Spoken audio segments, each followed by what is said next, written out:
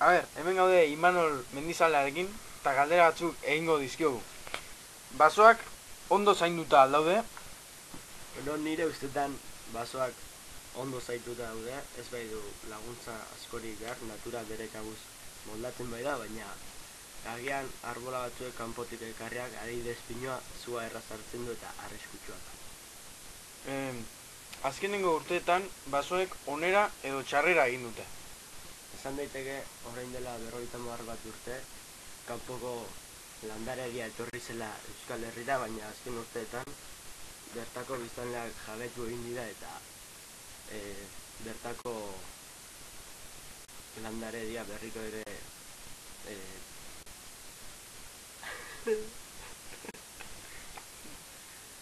sartzen edo landatzen hasi dira.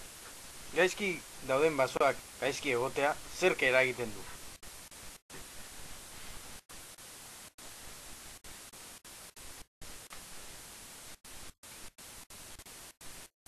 Zu faktorek eragiten dute basoetako kutsadura gehiena. Matiz bat, belar txarrak eta erretzean eta kalte egiten diote bere inguruari.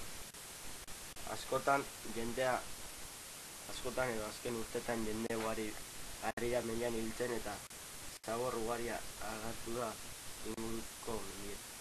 Gaur egun basoetan ditugun animaliak eta landare espezien aniztasunak gora edo bera egin du. Esan daiteke bertako animaliek gora egin dutela, adibidez orkatz edo bazurden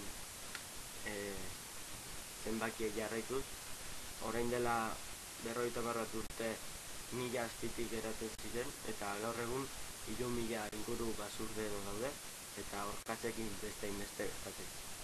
Adibidez hartzak eta estingitu egin dira Euskal Herriko lurretan. Zein da basoetan aurki dezagun kutsadura normalena arruntena. Plastiko zorroak eta Coca-Cola latak eta gizakiak utzitako zaborrak.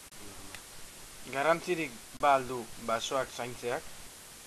Bueno, bai, gu bertatik hartzen ditugu hainbat gauza, oxigenoaren basoak eta ematen digute eta bertatik bizi ez, baina gauza asko ematen digula esan daiteke.